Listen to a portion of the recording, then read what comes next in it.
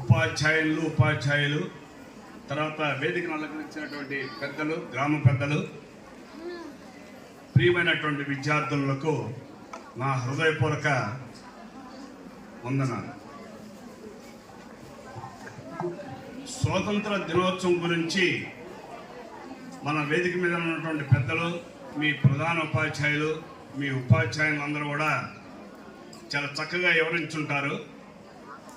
కానీ మళ్ళీ నేను అదే సబ్జెక్ట్ని చెప్పేదానికంటే కొత్త సబ్జెక్ట్ని మాట్లాడటం ఉత్తమం.